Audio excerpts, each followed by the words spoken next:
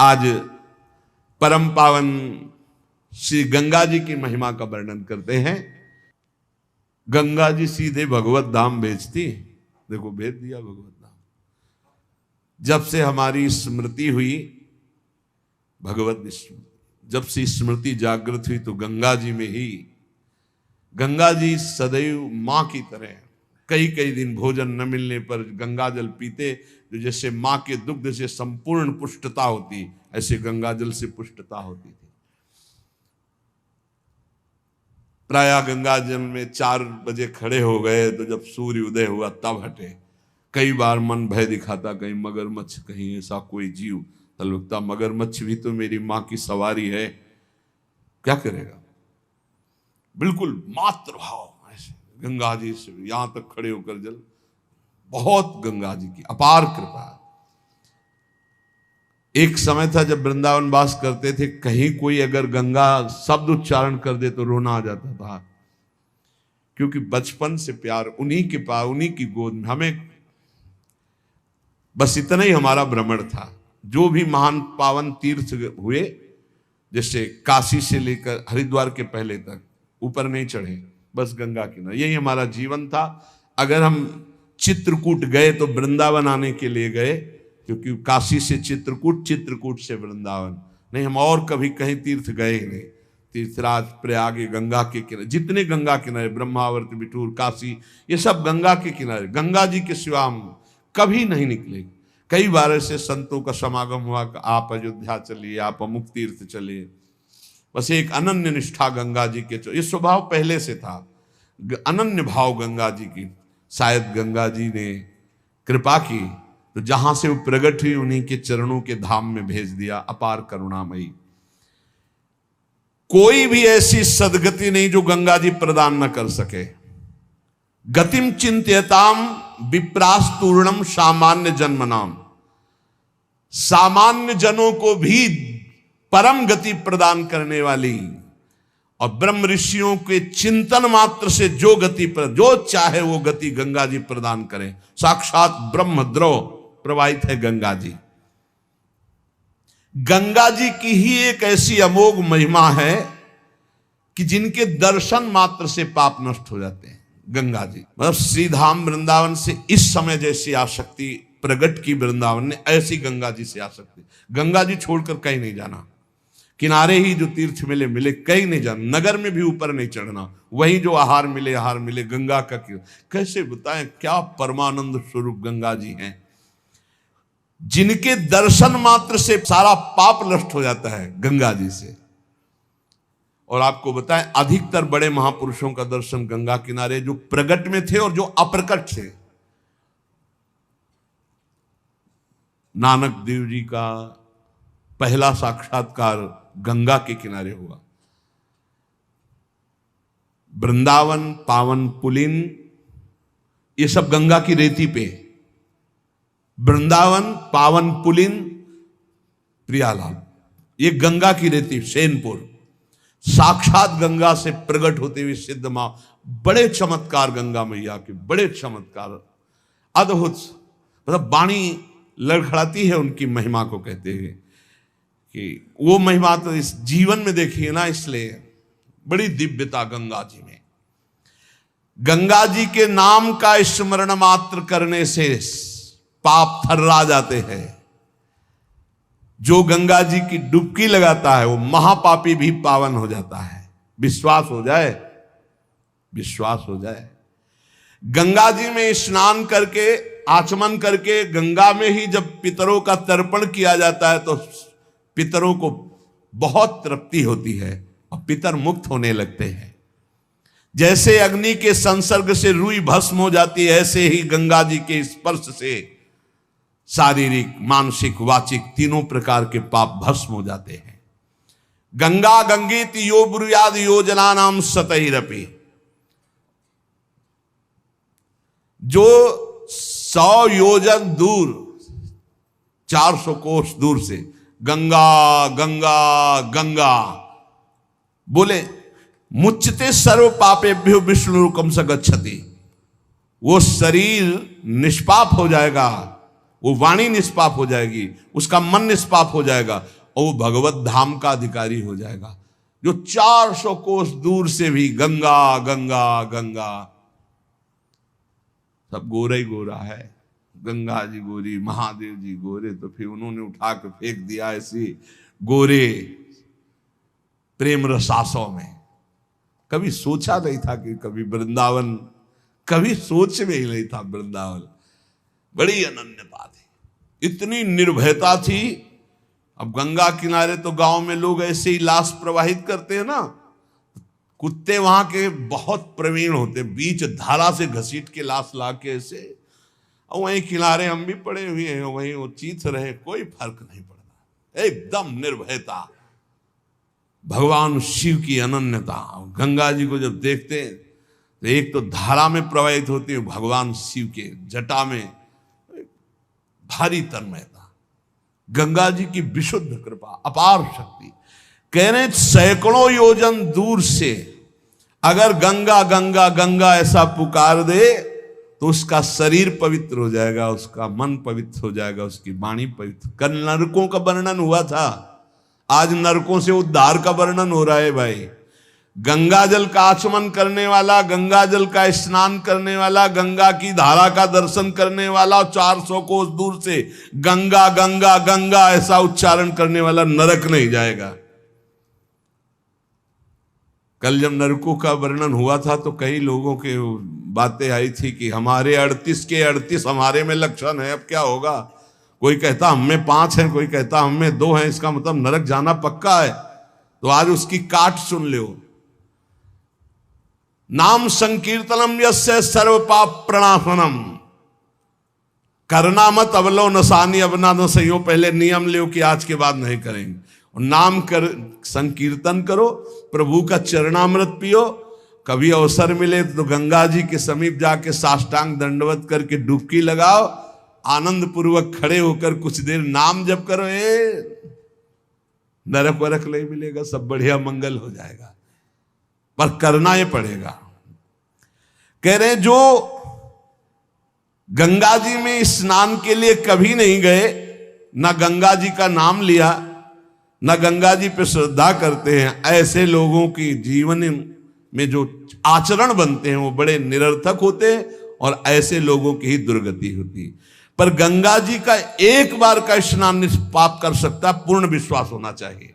एक बार हरिद्वार में बहुत लोग गंगा स्नान कर रहे थे, तो पार्वती जी ने कहा कि देखो इन सबका उद्धार पक्का हो गया, क्योंकि हम देवी की महिमा को जानती गंगा की, ये सब स्नान करके, पूर्णिमा का पर्व है, ये स्नान कर रहे हैं, पक्का निष्पाप हो गए। महादेव जी ने कहा नहीं नहीं नहीं।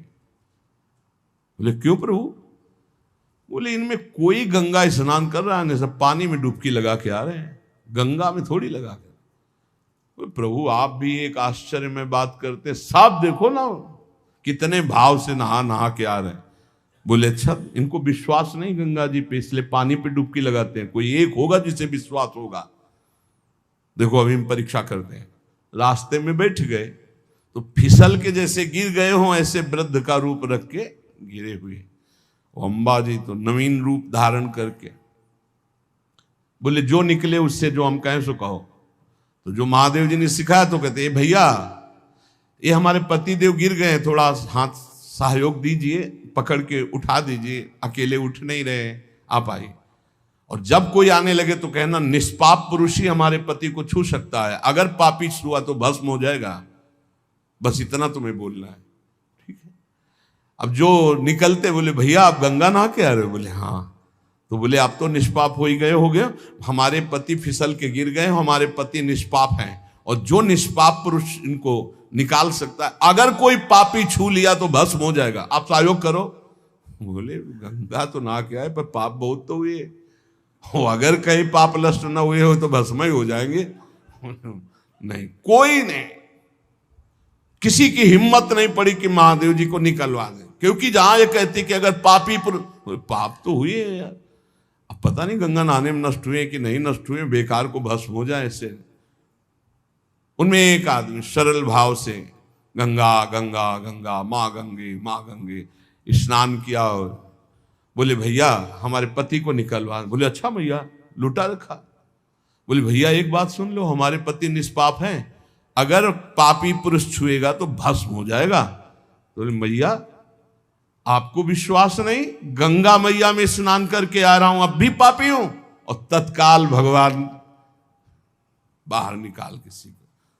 जब वो चला गया तो भगवान शिव ने कहा ये केवल गंगा स्नान करके आया है, इसकी अर्थात भाव विद्यते देवा ना पाषाणे ना मूर्तये। यदि हम भगवान के नाम, भगवान के धाम, भगवान के इन पावन तीर्थों पर दृढ़ विश्वास करते तो बहुत जल्दी लाभ प्राप्त होता है। ये विश्वास के लिए सुनाता शास्त्र, ऋषि मुनि सब ये विश्वास के लिए सुनाते। हमें दृढ़ विश्वास कर लेना चाहिए कि अब हमारा कल्याण तो हो ही गया। जैसे गंगा जी क्या है? भगवान श्री कृष्ण का चरणामृत है। गांगम वारी मनोहारी मुरारी चरणच्युतम त्रिपुरार शिरश्चार, जिसे भगवान शिव मस्तक पर धारण किए। अपने लोग रोज चरणामृत पीते हैं, किनका? प्रिया प्रीतम का। अब और गंगा की जरूरत पड़ेगी? जहां से गंगा प्रकट हुई उनके सर्वांग स्नान का जल हम। यमुना जी, जब यमुना जी गंगा जी से मिली तो गंगा जी ऐसे होकर प्रणाम मुद्रा में मिली यमुना जी से। यमुना जी ने कहा तुम्हारा हो भाग्य कि तुम जगत पावन करने वाली गंगा हो। तो उनका तुम्हारे सामने मेरी कोई सामर्थ्य नहीं, क्योंकि तुम में प्रभु पूर्ण अवगाहन करते। हम तो प्रभु के चरण धोवन मात्र हैं, आपके ऊपर तो पूर्ण प्रभु की कृपा है। ब्रजेंद्र सूनु राधिका हृदय प्रपूर्य माणयो महारसाब्द पूरयो रिवातिथि वेगता रसैक सीम राधिका पदाब्ज भक्ति साधिका तदंग राग पिंजर प्रवाह। श्री लाडली लाल का अंगराग लेकर प्रवाह करती है। ये अपने कल्याण की अब कोई चिंता रह गई? रोज जो चरणामृत पान करता है, काल मृत्यु हरणम सर्वव्याधि विनाशनम श्री कृष्ण पादोदकम पीत्वा पुनर्जन्म न विद्यते, बस विश्वास हो। रजराली लगाते हैं, राधा राधा बोलते हैं, अब कोई जरूरत कल्याण की। दृढ़ निष्ठा रखो। परिणाम कितनों को रोते देखते हैं इस बात के लिए कि हमारा कल्याण हो जाएगा, हमारा अगला जन्म नहीं होगा। उनको चाहिए कि तुम लिखा पढ़ी करके दे दो। अरे विश्वास मानो यार, विश्वास मानो। कल्याण स्वरूप आप हो चुके हैं, धाम में बैठे हैं, पर आपको विश्वास है नहीं। हित दूर जो विश्वास है तब वही सुधरे बात, ना तरु माया पंथ में फिरे जो टक्कर खात। ये विश्वास करो, एक एक बात कल्याण करने वाली है। भगवती गंगा जी 400 कोस दूर से गंगा गंगा बोले तो भगवान के धाम भेज देती निष्पाप करके। ऐसी महामहिमा श्री गंगा जी के स्मरण में, अवगाहन में, आचमन में, स्नान करने में है। अब ध्यान दे के सुनो, जो न गंगा नहाता है, न नाम जप करता है, न भगवत सेवा करता है, तो पशु योनि में जाता है। कह रहे हैं पूति गंधम तमो मेध्यम वर्जनीयम प्रकीर्तितम पूर्वद भक्षणे प्रीता अद्य पापम करोति च स्तेयशीलो निशाचारी बुद्धिर्गेयः सवंचकः अबुधा सर्वकारेषु अज्ञाता सर्वकर्मसु समयाचारहीनस्तु पशुरेव स बालिशाः। ये पशु योनि में जन्म लेंगे ऐसे लोग। कैसे लोग? नरक जाएंगे, कल चर्चा। गंगा जी की महिमा अपार। अब सुनो, पशु योनि में कौन जाएगा?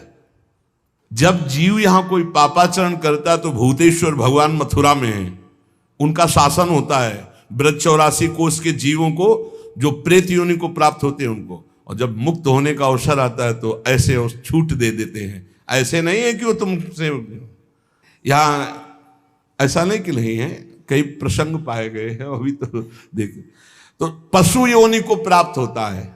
देखो, जो रात के 11 बजे के बाद 3 बजे के बीच में भोजन करता है, ये निशाचर है। निशा माने रात, चर माने विचरने वाले। रात में खाना, रात में तुमको 8-10 बजे तक भोजन कर लेने का नियम। 11 आखिरी है, 11 के बाद भोजन में बिल्कुल नहीं होना चाहिए। ये रात नहीं है ऐसे कि तुम्हारा जब मना है तब भोजन। 11 से लेकर 3 बजे के बीच में बिल्कुल नहीं। शांति से भजन करो, सो जाओ, उपद्रव मत करो। अब सीटियां बज रही हैं 12 बजे, चलो होटल में चलते 12 बजे खाने। ऐसे लोग जाते हैं, पशु योनि निश्चित, अपवित्र भोजन, दुर्गंध युक्त भोजन, अभक्ष भोजन, इनको पाने में जो आनंद मानता, रात के 11 से 3 के बीच में भोजन, जो रात में आहार ऐसा करता है उसको पशु योनि मिलती है। जो दूसरों का धन चोरी करता है, जो विद्वान बन करके दूसरों की वंचना करके धन को लूटता है, जो अपने कर्तव्य कार्यों से अनभिज्ञ होकर मनमानी आचरण करता है, जो समयोचित सदाचार का ज्ञान नहीं रखता, वो मूर्ख पशु योनियों को प्राप्त होता है। जो हिंसक स्वभाव का है, जो अपने परिवार वालों को पीटता है, गाली गलौज, थोड़ी सी संपत्ति के लिए मारपीट, ऐसी लड़ाई झगड़ा, कलहप्रिय, कायर, कुत्ते की योनि को प्राप्त होता है। लिखा हुआ है वो कुत्ते की योनि को प्राप्त होता है। जो थोड़े से हिस्सा के लिए भाई बंधुओं को मारपीट, कलह, लड़ाई झगड़ा, इस तरह का व्यवहार, हिंसक स्वभाव, क्रूर स्वभाव, इनको कुत्ते की योनि प्राप्त होती है। जो चंचल स्वभाव, देखो कुछ न कुछ करते जा, बैठे तो पैर हिला रहे, वो मतलब शांत नहीं रह सकते, उनके शरीर में वाइब्रेट होता रहता है। वाइब्रेट जैसे मोबाइल नहीं झनझनाता रहे, वो झनझनाते रहे। सुन लो भाई क्या बनोगे। और जो दूसरे के भोजन के लिए लालायित रहता है, कहां से निमंत्रण आ जाए, कैसे हो जाए, क्या व्यवस्था बन जाए, सुनो। और जब चलता है ना तो बेढंगे ढंग से चलता है, बेढंगे ढंग। और दूसरों की वस्तु देकर लुभायमान होकर छीनने का स्वभाव करता है, उसका अगला जन्म बंदर का मिलेगा, पशु योनि में बंदर बनेगा।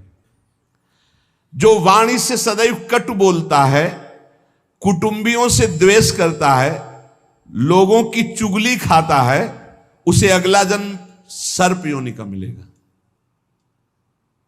कुटुंबियों से द्वेष करता है, दूसरे की चुगली खाता है, उद्वेगजनक वचन, उद्वेग माने भारी क्लेश पहुंचाने वचन, दूसरे की निंदा करना, चुगली करना, तो विषधारी सर्प बनता है। जो शरीर से बलवान दीन जनों के ऊपर आक्रमण करके खूब पिटाई मार करना, माता पिता को मारना, ऐसे गरीब जनों को, दीन जनों को मारना, निर्लज्ज और मांस भक्षण करने वाला, उसको अगले जन्म में क्रूर मांस भक्षी, जैसे हाइना, सिंह, सियार, ऐसी योनियों को दिया जाता है। क्रूर हिंसक पशु सिंह जैसे है, जैसे लकड़बग्घा है ना, लकड़बग्घा है, भेड़िया है, ऐसे जो मांस भक्षण करने वाले हैं, जिनकी आवाज दूसरों को सदैव दुख ही देती है। बोलने का मतलब है दुख ही देना। जो दूसरे को, अब जैसे जा रहे हैं, जंजीर खींचा, वैसे ऐसे वो गिर गए, उनके अंग भंग हो रहे, वो समझ रहे 30-40 हजार की सोने की चैन खींच ली तो हम ब्रह्मा बन जाएंगे। देखो उनको क्या बनना पड़ेगा। जो दूसरों को भय प्रदान करते हैं, दूसरों की संपत्ति छीन लेते हैं, ऐसे लोग अजगर योनि को प्राप्त होते। भूखे मरो जब कभी अवसर मिल जाए तब। ऐसे ये जो दूरदृष्टि न रख के वर्तमान दृष्टि रख करके केवल भोग के लिए दूसरे के दुख का कारण बनते हैं, केवल उनके चिंतन यही चलता रहे, कहां से क्या खा लूं, कहां से क्या उठा लूं, कहां से क्या, बोले हाथी की योनि को प्राप्त होते हैं, वो पशु हाथी योनि को। इस तरह से 83,99,999 योनियां हैं। जो भजन नहीं करते, भगवत विमुख हैं, उनको सब क्रमशः ये प्राप्त होती है। उपासक को चाहिए कि कम से कम इतना तो कर ले कि अगला जन्म मनुष्य का हो जाए, फिर भजन करे अगर कोई कमी रह गई हुई। अगर आप नाम जप करेंगे और एक बात ध्यान रखेंगे कि दूसरों को दुख ना पहुंचने पावे, तो पक्की बात है, भगवान की कृपा से अगर भगवत प्राप्ति नहीं हुई तो दूसरा जन्म होगा मनुष्य का, और बहुत महान भक्तों के बीच में जन्म होगा। जन्म से ही भजन प्रारंभ हो जाएगा और आप यौवन अवस्था प्राप्त होते होते भगवत प्राप्त हो जाएंगे, काम हो जाएगा आपका। भजन एक ऐसी वस्तु है जो आपको बचा सकती है। अब इसमें कह रहे हैं कि जैसे आप भजन मार्ग में लगे हुए हो और आपको कोई गाली दे रहा है, आपने पलट के गाली दे दी तो आपका भजन क्षीण हो जाएगा। इसलिए भजन को बचाने के लिए कह रहे अकार्पण्यमपारुष्यम संतोषा सर्दधानता। ये ब्रह्म ऋषियों की बातें हैं, बहुत काम की बातें हैं। अनुसूया गुरो पूजा दया भूतेश्व पैशुनम सद्वीरेश दमः प्रोक्तो ऋषि शांत बुद्धि भी। अकार्पण्य माने उदारता। भजन किससे बचेगा? उदार बुद्धि। स्वभाव कह रहे हैं कोमल, कोमल स्वभाव से भजन बचेगा। संतोष वृत्ति से भजन बचेगा। गुरु इष्ट पर श्रद्धा वृत्ति से भजन बचेगा। दोष दृष्टि किसी पर ना हो, इसका अभाव हो तो भजन बचेगा। गुरु शुश्रूषा सेवा से भजन बढ़ेगा। प्राणियों पर दया तो भजन बढ़ेगा। किसी की भी चुगली ना करना, संत और ऋषि मुनियों का संग करना, इससे भजन बढ़ता है, पचता है। भजन किससे नष्ट होता है? तो कह रहे हैं जब अवमाने न कुप्येत सम्माने न प्रहस्यति सम दुखो सुखो धीरा प्रशांति इति कीर्त्यते। जब तुम्हारा अपमान हो और तुम उसका बदले में अपमान कर दो तो तुम्हारा भजन क्षीण हो जाएगा। और यदि अवमाने न कुप्येत, अगर तुम्हारा अपमान हो रहा, तुमने क्रोध नहीं किया, तुम्हारा सम्मान हुआ, तुमने सम्मान स्वीकार नहीं किया, बचना भाई, इससे बचना, ये अगला जन्म नहीं होने देंगे। अगर ऐसा उदारता, कोमल स्वभाव, संतोष, श्रद्धा, दोष दृष्टि का अभाव, गुरु सेवा, प्राणियों पर दया, चुगली ना करना, निश्चित निश्चित अगला जन्म नहीं होगा। आप अपने भजन को बचाएं। जब कोई आपका अपमान कर रहा हो तो आप उसके बदले में उसका अपमान ना करें। यदि आपको क्रोध आ गया अपमान करने पर तो आपका भजन का फल क्षीण हो जाएगा। यदि सम्मान हुआ, आप आनंदित हो गए कि हमारा बड़ा सम्मान हो, तो आपका भजन क्षीण हो जाएगा। इसीलिए श्रीपाद भी कह रहे हैं सम्मानम कल्याति घोर गर्लम नीचापमानम सुधा श्री राधा मुरली धरो भज सके वृंदावन मात्यज।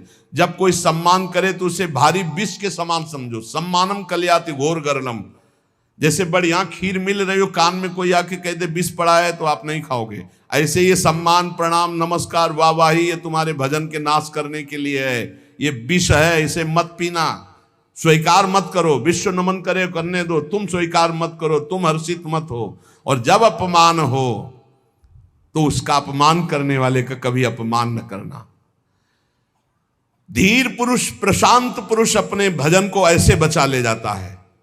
जैसे कोई अपमान कर रहा है, बहुत बड़ा अमृत है, सच्ची मानिए। जिसका अपमान हो रहा है वो साधु पुरुष जब अपमान सह जाता है तो उसका भजन बढ़ता है, वो सुख से भगवान में शयन करता है। और जब अपमान हुआ और अपमान दूसरे का कर देता है तो उसका भजन क्षीण हो जाता है, अशांत होकर के फिर जगत में शयन करता है। अपमान करने वाला जब कोई सामने से अपमान सह जाता है तो उसका सहन करना उसके नाश का कारण बन जाता है। अपमान करने वाले का निश्चित नाश हो जाता है जब वो सामने वाला बोले ना, केवल चुप रहे। ये बड़ी बात है, पर बहुत कठिन है। उस समय जब कोई अपमान कर रहा है, निंदा कर रहा है, आप शांत हैं, इसका मतलब आपके ऊपर गुरु कृपा है और आप अपने भजन को पहचानते हैं, भजन बचाना चाहते हैं। अपमानित होने पर चाहिए कि अपमान करने वाले की ना बुराई सुने ना बुराई करे। जैसे कोई आकर बहुत नीच आदमी आपको गाली दे रहा था, कान में अंगुली डालो, नहीं भाई वो नीच नहीं, भगवान उसके अंदर बैठकर मेरी परीक्षा ले रहे थे, मुझे पुष्ट कर रहे थे, वो नीच कैसे हो सकता है। अपने भजन पर दृष्टि रखे, ना उसकी निंदा करे, ना उसकी निंदा सुने, ना उसका बुरा चाहे। यद्यपि इसमें लिखा हुआ है कि जो अपमान करने वाला है उसका सर्वनाश हो जाता है, ऐसे महापुरुष का अपमान जब करे कि वो बोले ना केवल, तो वो अपमानित करने वाला पुरुष स्वयं नाश को प्राप्त हो जाता है। ये बड़ी बात है। कह रहे तिष्ठेद औमंता विनश्यति, अगर वो अपमान जिसका कर रहा है वो महात्मा भजन करने वाला शांत है, कुछ नहीं बोल रहा है, वो तो सुख से शयन करेगा परमात्मा में और उसका भजन सुरक्षित बच गया और जो भी कलमश हुआ होगा वो भस्म हो गया। लेकिन अपमान करने वाला बोले विनश्यति, उसका नाश पक्का हो जाएगा। अपमानित होने पर साधक को चाहिए कि कभी अपमान करने वाले की ना बुराई सुने और ना बुराई करे, उसका भजन बच जाएगा, भगवान की कृपा हो जाएगी। अमृतस्येव तृप्येत अपमानस्य योगवित् विषवच्च जुगुप्सेत सम्मानस्य सदा द्विजा। साधक को चाहिए कि अपमान को अमृत के समान पान कर ले, नीचापमानम सुधा। देखो साधक, अपमान को अमृत के समान, जब कोई अपमान कर रहा हो तो ऐसे खुश होना चाहिए काम बन गया। भगवत प्राप्ति में जो बाधक भाव है, इसके अपमान करने से भस्म हो जाएंगे, भगवान हम पर प्रसन्न होंगे। मौन, कभी उसकी तरफ रुद्र दृष्टि से भी न देखो, अपमान करने, ये भागवतिक लक्षण है।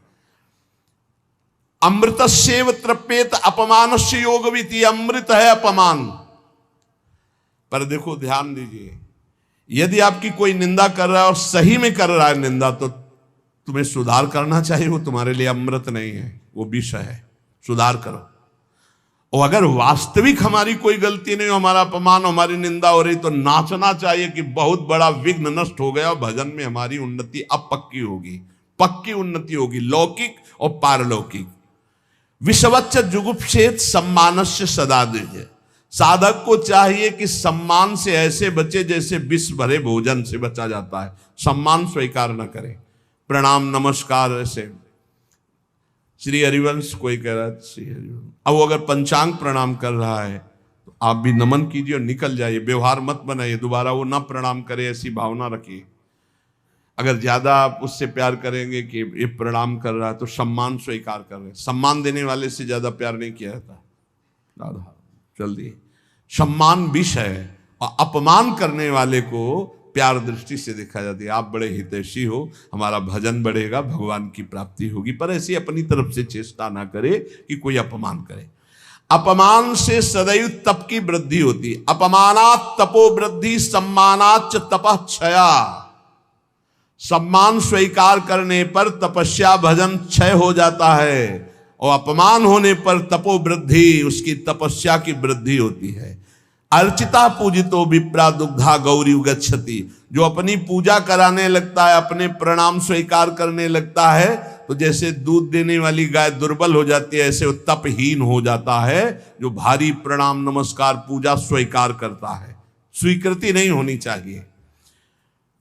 पुनराप्याप्यते धेनु शतृणैः सलिलैर्यथा एवं जपैश्च होमैश्च पुनराप्याप्यते द्विजा। साधक को चाहिए कि यदि प्रणाम नमस्कार बहुत करवा चुका है, वैसा लगा कि मेरा तप क्षीण हो गया, तो बंद कर दो प्रणाम नमस्कार और एकांत में बैठकर, जैसे गाय को फिर अच्छा अच्छा चारा पवाया जाए तो पुष्ट हो जाती है, ऐसे अपने साधन भजन करे, प्रणाम नमस्कार से दूर हो जाए।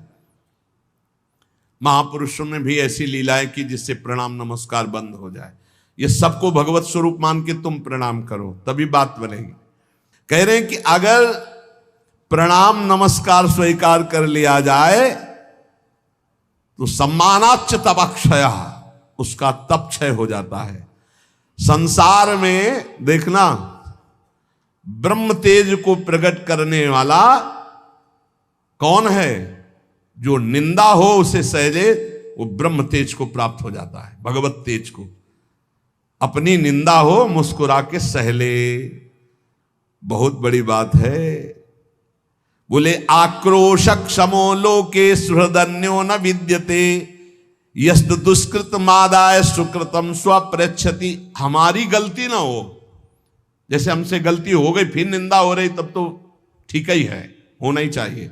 हमारी गलती नहीं फिर निंदा हो रही है तो एकांत में प्रसन्न होना चाहिए। अब वो भगवत तेज उसका बढ़ेगा, ब्रह्म तेज बढ़ेगा उसके। आक्रोश मानान नाक्रोशेन मनः स्वम विनिर्वर्तयेत् सन्नियम्य तदात्मानो ममेते नाभिसिंचति। वो ब्रह्म तेज संपन्न हो जाता है जिसकी निंदा हुई और वो बिल्कुल सह गया। कोई जिसने निंदा की उसकी भी निंदा नहीं करनी।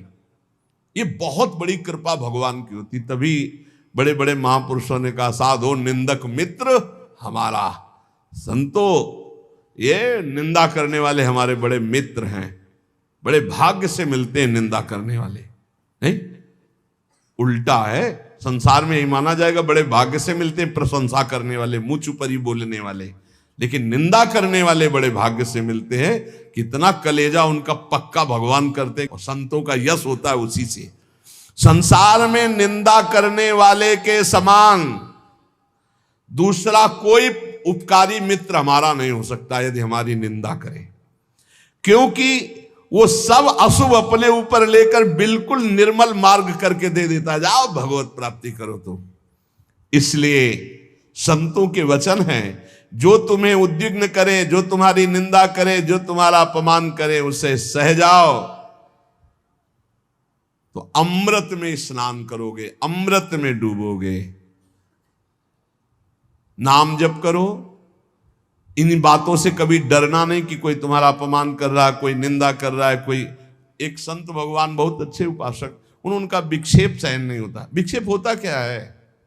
विक्षेप आपकी मान्यता होती। देखो इसमें अगर आप ये संत वाणी सुन रहे हो तो आपको अपमान विक्षेप लगेगा, आपको निंदा विक्षेप लगेगा, आपको प्रतिकूलता विक्षेप लगेगा, आपको तिरस्कार विक्षेप। अरे ये अमृत है, ये अमृत है।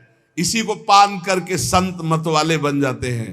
जब कभी ऐसा अवसर आवे तो बुरा मत मानना, अमृत पान करा रहा है जो तुम्हारी निंदा कर रहा है, तुम्हारा अपमान कर रहा है, तुम्हारा तिरस्कार कर रहा है। बड़ा कृपालु, भगवत प्राप्ति का योग बना रहा है, सच्ची मानना। इसलिए सत्संग की बातों का मनन करो, इतने धैर्यवान बनो और निरंतर नाम जप करो। ये भगवत प्राप्ति की तुम बात करते हो। भगवत प्राप्ति तो स्तनों में जहर लगा के गई पिलाने, उसको दे दी हमारे प्रभु ने। आप उनकी सेवा करते हैं, भगवत प्राप्ति कराने वाले हो गए आप। आपकी भगवत प्राप्ति। पान की बीड़ी लगाए, ओ मेरी प्रिया जो पाए, अमुक अमुक, इलायची डाली, लौंग डाली, सौंफ डाली, भाव में डूबे, मेरे प्रिया प्रीतम पान। और जब आप अर्पित करते हैं भोग के बाद, को चंवर ढुरावे, जिस समय चंवर तुम्हारे कंधे पर विराजमान, उस समय तुम्हारे अंदर ठसक होनी चाहिए, मैं प्रियाजू की सहचरी। ये सब कोई कर सकते हो। अपने घर में जो सेवा विराजमान है वही विराजमान है। घर के और मंदिर में भेद ना रखे। भेद रखोगे तो भेद बना ही रहेगा। जो घर में है वही मंदिर में है, जो मंदिर में है वही घर में है, बिल्कुल अंतराय नहीं। कभी अवसर आए तो मंदिर के भी ठाकुर के दर्शन किए, नहीं तो घर में जो विराजमान है। हितजू महाराज ने सुधा निधि में कहा, कब होगा मैं अपने घर में राधा वल्लभ लाल जी की ऐसी सेवा कर पाऊंगा। तांबूल अर्पण, कोई चंवर डुला रहा है, को मुकुट रचि धरे, धन्य है इन सखियों के कर कमलों को जो कलियों से, पुष्पों से श्री लाडली लाल के मुकुट चंद्रिका तैयार करते हैं। जब देखते हैं ना, हो गया काम। आप क्या समझते हैं हमारे प्रभु स्वार्थी है? तुम्हारा भाव परिवर्तन होना है केवल। बहुत कृपालु, सब पर कृपा कर रहे। सच्ची मानिए वो किसी स्वार्थी नहीं है कि तुम उनका कुछ खवा पिया के ऐसे। वह हेतु की कृपालु है, कृपा ही कृपा करते हैं।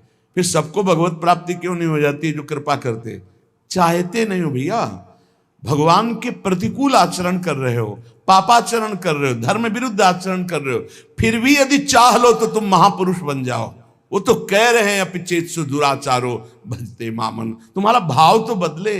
भाव नहीं बदलेगा पीठ के पीछे कोई है, अगर मुड़ के नहीं देखोगे तो कैसे? अभी भगवान की तरफ पीठ की हो, संसार की तरफ सन्मुख हो, संसार की तरफ विमुख हो, प्रभु की तरफ सन्मुख हो। देखो अभी कृपा पहले से बरस रही है आपके ऊपर। को मुकुट रचि धरे, को चंद्रिका, को अलक संवारे। दूर से देखा प्रभु के केश थोड़ा उलझे, सुलझा करके एक एक चेष्टा वो देख रहे हैं आपकी। कोई मुकुट बनाकर, कोई चंद्रिका बनाकर। अहो भाग्य है 12-12 बजे रात तक बच्चे ये श्री जी के श्रृंगार ये सब यहाँ अपनी अपनी कुटिया में भी लगे रहते हैं। श्री जी की चंद्रिका बनाना, श्री जी की जब हमको ये सब सूचना मिलती कि ऐसे ऐसे सेवा, तो हृदय प्रणाम करता है। अभी नवीन अवस्था है जहां उन्मत्त होकर उद्दंडता करने का मन करता है, वहां रात के 12 बजे तक ये श्री जी की चंद्रिका, ये हित सजनी जी की चंद्रिका, ये अमुक अंग का आभूषण है। जीवन सार्थक हो गया। शोधो सरस लगाई जाई बलि गुण उच्चारे। कोई सुंदर इत्र, ऋतु के अनुसार इत्र लगाया, और पहले इत्र अपने लगाया जाता है। हमारे यहाँ की उपासना बहुत मृदु है। जैसे इत्र शीशी से लाए तो पहले हम यहाँ लगाएंगे, सूंघेंगे, सुगंध ठीक है, फिर इसके बाद यहाँ लगाएंगे। अगर जलन हुई तो वो इत्र हम श्री जी को नहीं लगाएंगे, क्योंकि ये कोमल जगह है। अगर यहाँ जलन हुई तो हम अत्यंत सुकुमारी लाडली जी के अंग में कैसे लगा सकते हैं? वो हटा देंगे। केमिकल पड़ा होगा तो सुगंध सही होगी, पर वो जलन करेगा। ऐसे इत्र को हम श्री जी के श्रीअंग में नहीं लगाते, बाहर छिड़कने के काम में लेते हैं। और कोई कोई जब श्रृंगार हो गया तो ऐसे बलिहारी जाते। कौन है वो बलिहारी जान? हित चिंतक निज चेरिनु उर आनंदन समात, निरख निपट नैनन सुख तृण तोरत बलि जात। जिनके सब कुछ श्यामा श्याम है, देखा श्रृंगारित अपने बलिहारी जा रहे हैं, अंगुलियां चुटका रहे हैं, नजर न लग जाए हमारे लाडले। इसी पे तो प्रभु बिक गए। प्रभु की प्रभुता विस्मरण कराने वाला यही हित है, यही प्रेम है। तो को फूलन की माल बनाई विविध पहिरावे। कल्याण पीछे सुना है, वृंदावन का एक प्रसादी पुष्प सूंघ ले, एक बार माथा रख के रज में प्रणाम कर ले, एक बार प्रभु के दर्शन कर आवे जो महल में विराजमान है, खत्म खेल, निश्चित उसका कल्याण हो। फिर जो रोज अपने कर कमल से माला बना के, एक बार माला पहनाई थी श्री कृष्ण को मथुरा के माली ने, पढ़ लेना भागवत में, कुल परंपरागत लक्ष्मी बढ़ती रहे, निरोग रहो, आनंद मगन रहो, मेरी भक्ति बढ़ती रहे, ऐसे आशीर्वाद दिए थे लालजू ने। एक बार पोशाक सुधार दी थी दर्जी ने, जीवन मरण से मुक्त कर दिया।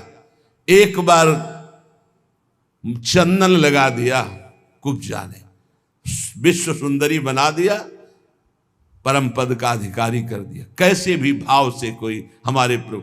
फिर प्रिया जो को फूलन की माल बनाई विविध पहिरावे, लगे रहते हैं सब संत भगवान और सहचरियां सेवा में, ये फूल माला, ये फूल माला, ऐसे। अरे आप इसका परिणाम देखिएगा, हमारा हृदय इस बात से आनंदित होता है कि मेरे प्रभु की कितनी कृपा है, किसी को मिनट भर टाइम नहीं है, ऐसी सेवाएं हैं। धन्य है उसका जीवन जिसकी दिनचर्या विधि ही है, एक मिनट समय नहीं व्यर्थ, व्यर्थ गंवाने का समय ही नहीं रह गया है। बोले को रच चंदन चित्र, चंदन जो बहुत ताकत लगा के जल्दी जल्दी घसा जाता है, उससे मोटापन हो जाता है, पत्रावली ठीक नहीं बनती। धीरे धीरे मृदु मृदु चंदन, और कितना समय लगा?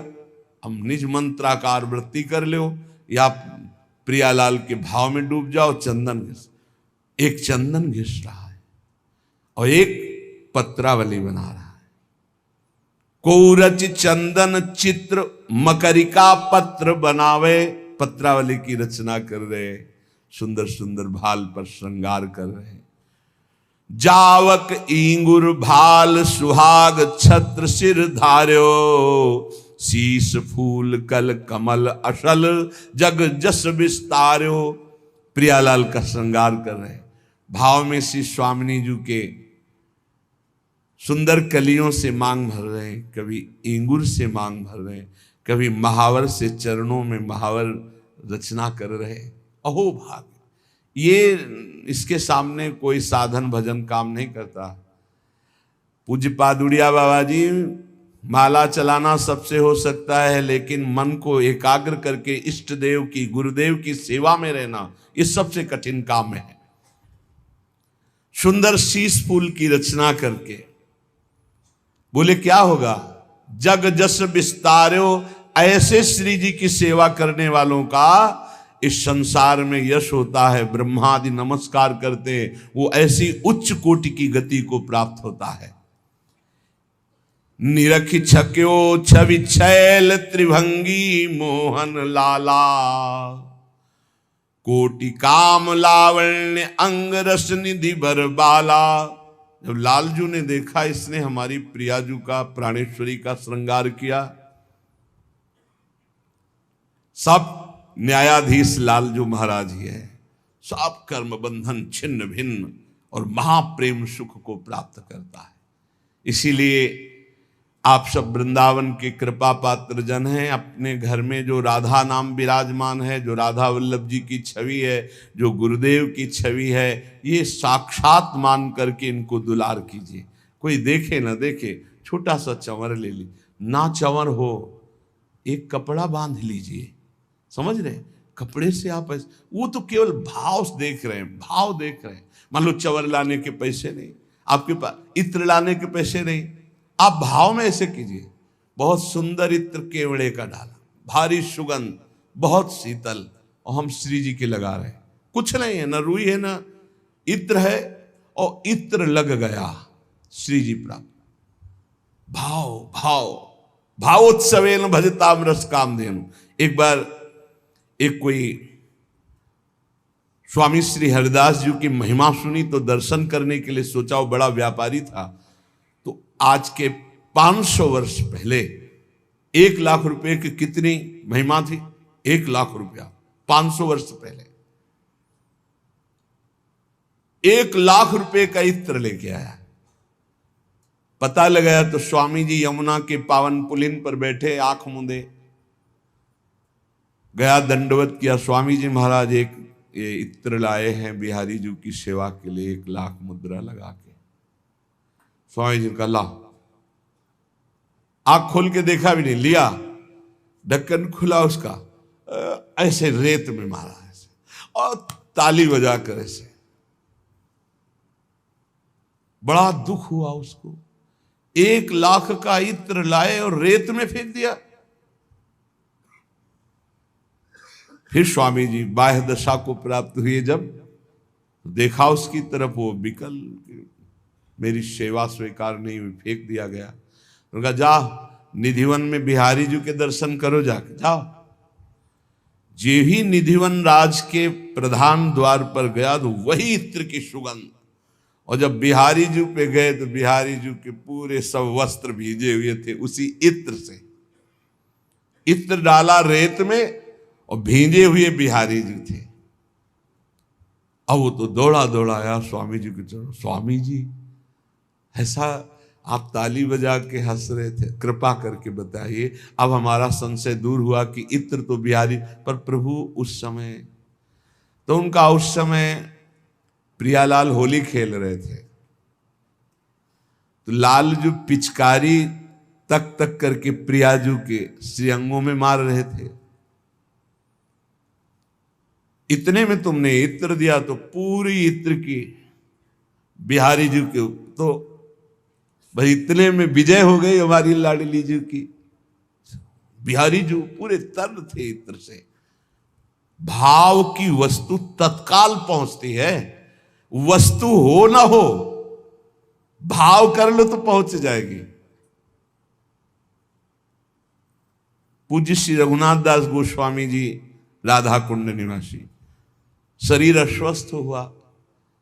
जब एक खबर पहुंची तो पूज्य श्री वल्लभाचार्य जी के, श्रीनाथ जी के उपासक राजवैद्य वो आए। उन्होंने नाड़ी पकड़ी, बहुत से ब्रजवासी जन बैठे थे, तो कहा बाबा आपने कढ़ी चावल पाया है, इसलिए कहीं कहीं खीर आता है कि आपने। तो ब्रजवासियों ने कहा वैद्य जी आप क्या बात करते हैं, मठा और नमक के सिवा बाबा वर्षों हो गए कुछ जबान पे नहीं रखा। ध्रुवदास जी ने भी लिखा है, लौन तक ब्रज को लियो परस्यो नहीं कछो आन। लौन नमक और तक्र माने मठा, नमक मठा के सिवा कुछ छुआ ही नहीं वर्षों से रघुनाथ दास गोस्वामी जी जो राधा कुंड निवासी। तो उनका हम वैद्य की छोड़ देंगे अगर हमारी बात झूठ हो जाए, कहो वमन करवा के दिखावें आपको। तो सबको लगा ऐसा भी होता है क्या कि एकांत में। तब हंस करके पूज्य रघुनाथ दास गोस्वामी ने कहा कि देखो जहां का हमने प्रसाद पाया तुम वहां के पहुंच वाले वैद्य हो, इनको बताओ सबको, नहीं तो संशय हो जाएगा। तब उन्होंने कहा इन्होंने भाव में भोग लगाया था और भाव में ही प्रसाद पाया था, प्रगट तन में उसका प्रभाव था। वो कह रहे थे हम वमन करवा के दिखा दें, वही निकलेगा जो इन्होंने भाव में पाया। बड़ा प्रभाव भाव का है। एक बार एक कंजूस आदमी किसी संत भगवान से मिले और कहा बिना पैसे के भगवान मिल जाए ऐसा बताओ, बिना, बिल्कुल एक पैसा ना लगे। तो उन्होंने कहा कि भगवान तो सेवा से बहुत जल्दी रीझते हैं, तुम कहते हो पैसा ना लगे, तो तुम मानसिक सेवा किया करो, भावना करो कि गोपाल जी सामने हैं, आप उनको अमुक अमुक पदार्थ पवा रहे हैं, ऐसा ऐसा ऐसा कर रहे हैं। हाँ बोले बिल्कुल, इसमें तो हम राजी, पैसा नहीं लगना चाहिए। बोले एक पैसा नहीं लगेगा और भगवान की प्राप्ति हो जाएगी। तो बोले हम तो गोपाल जी कैसे ध्यान में आएंगे। बोले गोपाल जी की जो छवि है ना श्री विग्रह, वैसे ही ध्यान करो तुम, वैसे ही आप भाव करो। 1 वर्ष वैसे करते हो गया। भाव में उसने चीनी डबल डाल दिया, तो वो बड़ा क्लेशित हुआ, क्योंकि कंजूस आदमी कि चीनी ज्यादा क्यों गिर गई। तो गोपाल जी ने एक थप्पड़ मारा, भाव में भी पैसा लगता है तेरा कंजूस का। वो आया दौड़ा दौड़ा और अपने गुरुदेव से कहा कि एक थप्पड़ ठाकुर जी ने मारा। अरे बोले तेरा तो सिद्ध हो गया, भावना तेरी सिद्ध हो गई। मानसिक सेवा बहुत जल्दी ठाकुर जी पर प्रगट सेवा से ही मानसिक का भाव बनता है। ये 5 मिनट किया करो, 5 मिनट वैसे तो नित्य सेवा करने वालों का साथ साथ मानसिक सेवा चलता रहता है। इसलिए चलता रहता है कि वस्तुएं बहुत कम होती, भाव अधिक होता है, तो अधिक भाव होने के कारण वो अधिक श्रृंगार, अधिक भोगराग वो मानसिक करता रहता है। बड़े भाग्य हैं। हम आपको प्रार्थना करते हुए ये जरूर आज्ञा समझ लीजिए, निवेदन, 5 मिनट मानसिक सेवा करना शुरू कर दो। और कोई अगर भावना में प्रभु चिदानंद नहीं आ रहे तो अपने ठाकुर घर के जो विराजमान है वैसे ही भावना करो। उनको तो देख रहे हो ना, छवि रूप में प्रभु हैं, आप उनको इत्र लगा रहे हैं, आप भोग लगा रहे हैं, आप उनको पान बीड़ी पवा रहे हैं, आप उनकी आरती कर रहे हैं, फिर 4 परिक्रमा कर रहे हैं, फिर दंडवत कर रहे हैं, फिर नाच रहे हैं, और बैठे बैठे सब हो गया। और ये सब परम सत्य फल देने वाला होगा। श्रीपाद प्रबोधानंद जी महाराज कह रहे हैं, श्रीमद वृंदावनेस्मिन् कति कति न सुरहा सिंधुवापी तड़ागा राधा कृष्णांग रागांचित मधुर जला दिव्य दिव्या नशंती आश्चर्या केलिसारा कति कति न मणिस्वर्ण भूभृत किशोरा प्रोजृंभन्ते न भासा क्षितिषु कति महामोद मेदस्वनीषु। भाई वृंदावन जो आ गया उसे अब किसी तीर्थ जाने की जरूरत नहीं है। क्यों? बोले यहां के कुंड, यहां के जितने भी जल स्थान है, इनकी बराबरी त्रिभुवन में कोई भी तीर्थ नहीं कर सकता, क्योंकि राधा कृष्णांग रागांचित मधुर जला, प्रिया प्रीतम के श्री चरण धोवन, प्रिया प्रीतम के श्री अंग राग से इनमें प्रिया प्रीतम केली करते हैं, मानसरोवर राधा कुंड में, ये सब दिव्य जल है। ये केवल माया के कारण ऐसा कर दिया गया है कि जल्दी कोई पी न पावे, जल्दी किसी का स्नान का मन न हो। और अगर स्नान करता है, आचमन करता है, आराधना करता है, अब उसे किसी तीर्थ जाने की जरूरत नहीं है। यहाँ के जो दिव्य सरोवर हैं, यहाँ का जो कुएं का जल है, यहाँ की जो पुष्करणी है, उनकी समानता त्रिभुवन में कोई नहीं कर सकता। और गिरिराज महाराज और बरसाने के पर्वत, नंदगांव के पर्वत, इनकी सुमेरु पर्वत भी समानता नहीं कर सकता। ये सबसे भगवान ने कर कमल में धारण किया। अब जैसे बरसाने में जो पर्वत है, प्रियालाल गलवैया दिए विहरण करते हैं, चरण चिन्ह प्रियालाल के हैं। ब्रज के जो पर्वत है, त्रिभुवन में इनकी समानता करने वाला कोई पर्वत नहीं है जो ब्रज में विराजमान है। तो कह रहे आश्चर्य खेल सारा, सर्वाश्चर्य में प्रिया प्रीतम खेलते हैं। अब गिरिराज जी महाराज के समान कोई हो सकता है? इनकी तलहटे में, इनके ऊपर प्रियालाल खेलते रहते हैं। इसलिए इस महाआनंद स्वरूप यदि वृंदावन का तुम्हें परिचय मिल गया है तो इधर उधर मन को मत दौड़ाना।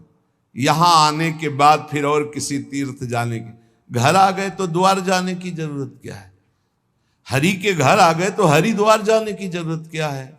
इधर उधर जाने की जरूरत, स्वयं हरि विराजमान। एक बार बाबा ने कहा कि हम चारों धाम करना चाहते हैं, वृद्ध शरीर हो गया है लाल।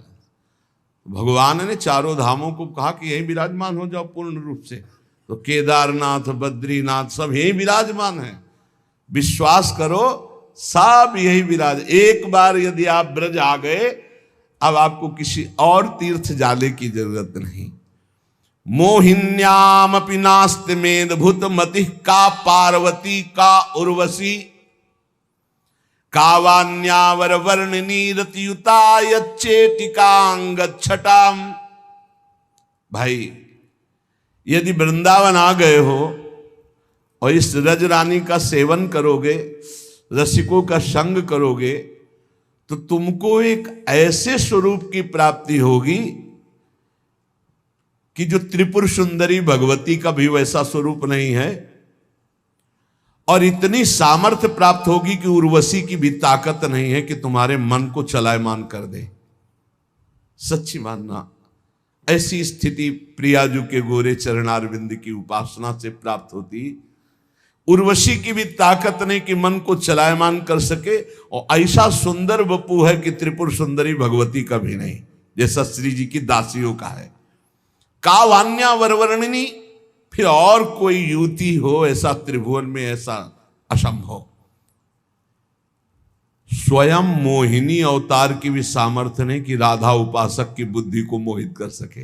ये ध्यान से सुनो, मोहिनी अवतार में भी इतनी सामर्थ्य नहीं कि राधा दासी के चित्त को लुभायमान कर सके। ऐसी हमारी प्रियाजू की चरण उपासना की सामर्थ्य जागृत होती है उपासक में। पहले श्लोक में कहा त्रिभुवन में कोई तीर्थ नहीं, इन कुंडों और सरोवरों का और कूप आदि का जल जो सेवन करते हैं, वृंदावन का ब्रज का जल, त्रिभुवन में किसी तीर्थ की सामर्थ्य नहीं इनकी बराबरी कर सके। कई बार सुनाया है। एक बार तीर्थराज प्रयाग के पास गर्ग संहिता में प्रसंग आता है, देवर्षि नारद जी गए और कहा तुम्हें याद है तीर्थराज प्रयाग हो तुम, सब तीर्थ 6 महीने 6 साल और 12 साल में आकर के कर देते हैं तुम्हें, कभी ब्रज के कोई तीर्थ नहीं आए, गिरिराज जी, वृंदावन, कोई भी तीर्थ, और तुम समस्त भूमंडल के तीर्थों के राजा हो, देखो रजिस्टर में अपने। हाँ, उन्होंने कहा ये तो कभी नहीं है। तो बोले किस बात के तीर्थराज हो तुम? तो उन्होंने प्रभु को पुकारा, प्रभु आए, कहा प्रभु आपने हमें तीर्थराज बनाया, लेकिन ब्रज के तीर्थ तो आते नहीं, तो उनका तीर्थराज बनाया, अपने घर का राजा थोड़ी बना दिया है। ब्रज हमारा घर है, तुम तीर्थों के राजा हो। तो बोले प्रभु एक और प्रश्न करना था कि सब तीर्थ आ करके हमको कर रूप में पाप देते हो, हमारे ऊपर बहुत पाप लद जाता है। तो बोले जो अर्ध कुंभी और कुंभ, इसमें आकर के सब जन और तीर्थ प्रयागराज में अपना पाप छोड़ते हैं, तो तुम हमारे वृंदावन में आके कुंभ मना लिया करो। तो यहां भी लगता है कुंभ, तो प्रयागराज आते हैं और यहां परिक्रमा देते हैं, यहां की रज में लौटते हैं, पूरे भूमंडल का पाप और अपना जो एकत्रित किया हुआ है वो सब यहीं भस्म करके तब जाते हैं। आप विचार करके देखिए, तीर्थराज प्रयाग भी जहां पावन होने के लिए आते हैं, कुंभ लगता है हमारे वृंदावन में, ये है वो परम धाम वृंदावन। पहले श्लोक में महिमा वर्णन की कोई तीर्थ की समानता नहीं कर सकता। दूसरे में वृंदावन जो भाव देह की प्राप्ति कराता है, तो इतना सुंदर रूप है राधा दासी, जो त्रिपुर सुंदरी भगवती का भी नहीं। और इतनी सामर्थ्य होती है उस उपासक में कि उर्वशी और मोहिनी भगवान भी उसे मोहित नहीं कर सकते। इतनी उच्च कोटि की प्रेमावस्था होती है राधा दासी भाव के उपासक में। पर सही संग मिल जाए रसिकों का और सही मन से उपासना प्रारंभ हो जाए धाम की, तो बहुत जल्दी प्राप्ति। श्री भगवत ऋषि जी महाराज कहते कि भगवत जन चकरी कियो सुरत समाई डोर। ध्यान दें, भगवान का जो जन है या प्रियालाल का जो जन है, उसकी सामर्थ्य क्या है? सुरत समाई डोर, प्रियालाल की स्मृति में डूब गया। ये बहुत बड़ी बात है। यहीं से भावदेह की प्राप्ति होती है। स्मरण हर समय, मान लो जिस समय आप स्मरण रहे तो बहुत बड़ी हानि है। हानि हरिवंश के नाम अंतर पड़े, अभी समझ में नहीं आ रहा है क्योंकि प्रमाद स्थिति है। नहीं, एक क्षण विस्मरण होने पर भारी अशांति पैदा हो जाए। भगवत जन चकरी कियो सुरत समाई डोर, जो सदैव प्रिया प्रीतम के चिंतन में रहते हैं, तो प्रिया प्रीतम उसे अपने हाथ का खिलौना बना लेते हैं। सूरत डोर में वो डूबा हुआ है, प्रिया प्रीतम उस अपने हाथ का खिलौना बनाकर रात दिन उससे वैसे ही खेल कराते हैं जिससे महामंगल जगत का होता है, जिससे प्रियालाल के प्रेम रस में वो डूबता है। अब वो स्वयं करता नहीं रहा क्योंकि उसकी सूरत, उसकी स्मृति प्रियालाल में, तो पूरा भार प्रियालाल उसका ले लिए। कोई भी कार्य बिना आज्ञा के, बिना समझ के मत करना, नहीं फंस जाओगे। जो कछु करो सो आयस या समझ के, और बिनु समझे करे नाई, और बिनु समझे जिन जिन करी परे अंधतम माई। कोई भी कार्य करो, या तो आज्ञा हो तो विचार करने की जरूरत नहीं, यदि आज्ञा नहीं हुई तो विचार करके करो, बहुत सोच समझ के। जिन्होंने विचार नहीं किया, बिना विचारे जल्दी जल्दी कर बैठे, तो बोले फिर अंधे कुएं में गिरते। बिना विचारे जे करे ते पाछे पछताए। और जब तक अनुभव ना हो जाए तब तक प्रवचन कभी ना करे। बहुत पतन का मार्ग है ये। आपको लगता है भूरिदा जना, ये भूरिदा जना वो हैं जो प्रभु के प्रेम में मतवाले होकर भगवत चर्चा करते हैं। इससे भूरिदा जना नहीं होता। भगवत ऋषिक जी डांट लगा रहे हैं उपासक को।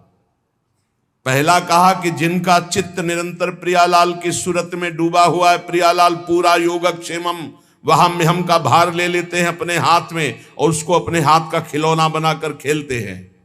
दूसरा कहा बिना आज्ञा बिना समझ के कोई कार्य मत करो, सोच समझ के आज्ञा युक्त कार्य करो, नहीं फंस जाओगे। तीसरी बात कह रहे हैं जब तक साक्षात्कार ना हो जाए तब तक प्रवचन मत करना किसी को। भगवत चर्चा परस्पर करना अलग बात है, उपदेशक बनना, गुरु बनना, समाज सुधारक बनना, जब तक भगवत प्राप्ति न हो जाए तब तक न करे। नहीं तो कह रहे ग्राम सिंह, ग्राम सिंह जानते हो किसी को कहते हैं? बहुत सम्मान सूचक शब्द है पर कहते कुत्ता को है। ग्राम सिंह किसको कहते? कुत्ता को।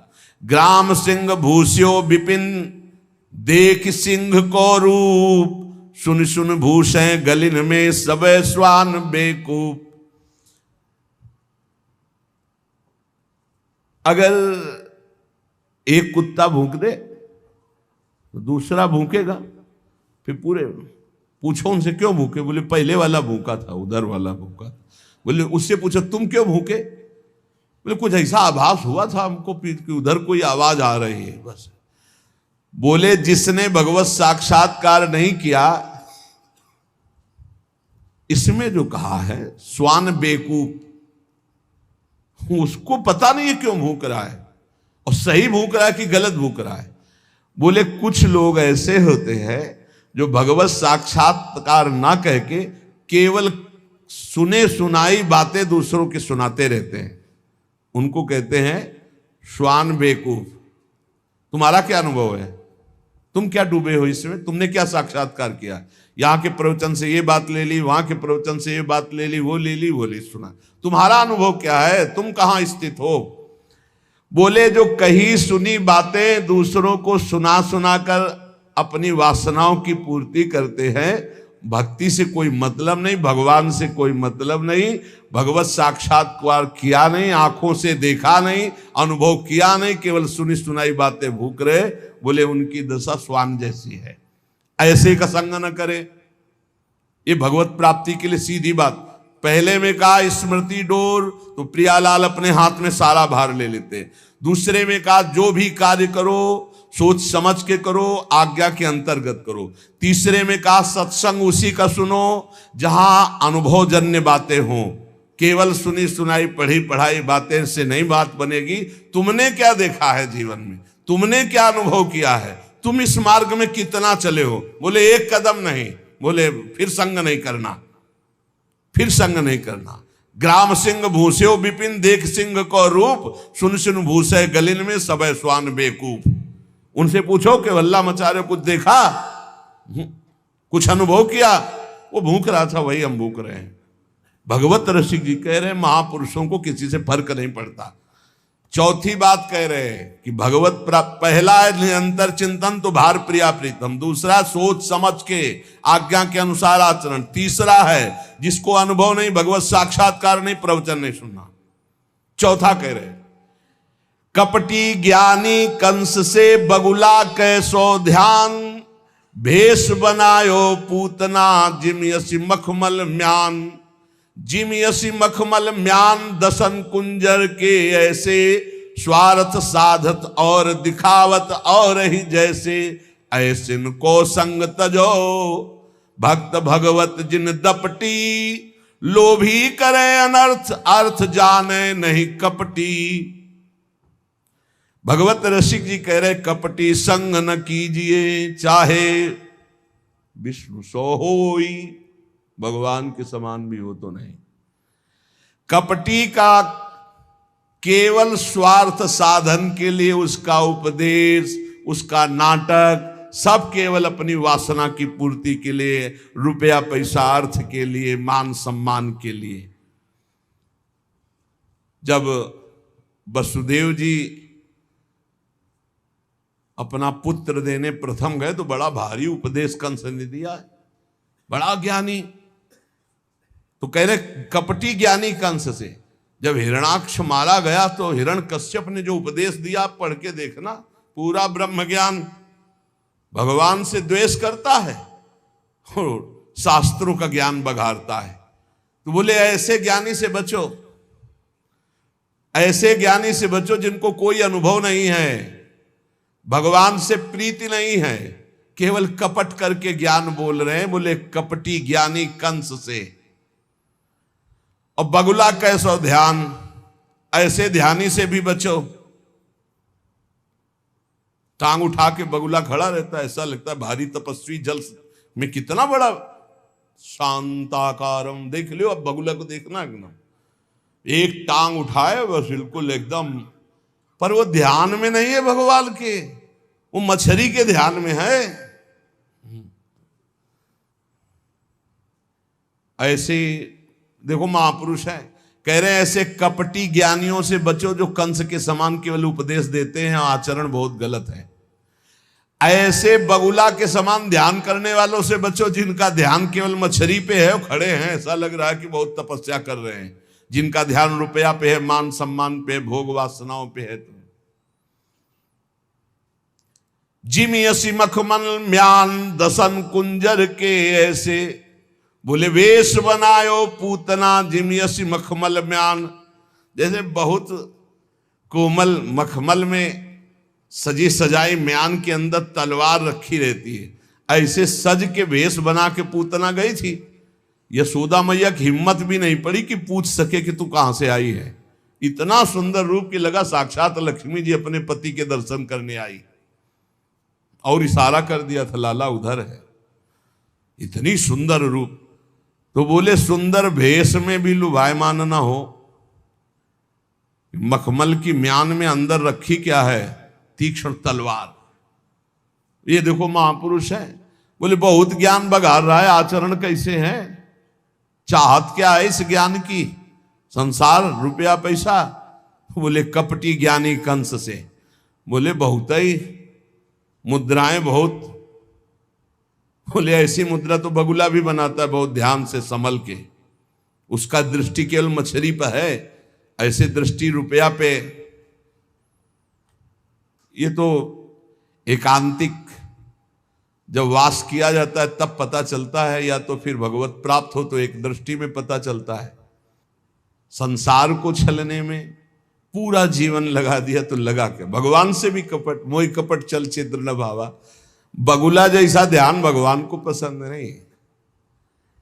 अगर सही ध्यान पूछो तो जो आंख मूंदने पर है वही आंख खोलने पर है। अगर आंख मूंदने में कुछ और है, आंख खोलने में कुछ और है, तो अभी ध्यान ही नहीं लगा। ठाड़े बैठे पड़े उताना कबीर काहे हम राहें ठिकाना। हर समय अपने ठिकाने पे रहते, यही ध्यान है। भगवान का वेश बड़ा प्रभावशाली होता है। हनुमान जी जैसे परम ज्ञानी भी भगवत वेश जब कालनेम ने धारण किया तो उतर गए भैया, प्रणाम किया, वेश की महिमा है। तो कह रहे बहुत समझ में, बहुत कोमल मखमल के अंदर म्यान में तलवार रखी रहती है, ऐसे बहुत संभल के, सहसा किसी पर विश्वास न करो, भजन करो, दूरी बना के रखो। जब खूब ठोक बजा के देख लो तब संग करो, नहीं तो असंग रहो। स्वार्थ साधत और दिखावत और ही। जैसे बहुत लोग संसार के लोग ऐसे होते हैं कि स्वार्थ अंदर से साधते हो, बाहर से परमार्थ दिखा रहे हैं। जैसे हाथी के खाने के दांत और होते हो, दिखाने के और होते हैं। तो बोले ऐसे दिखावटी संग से बचो।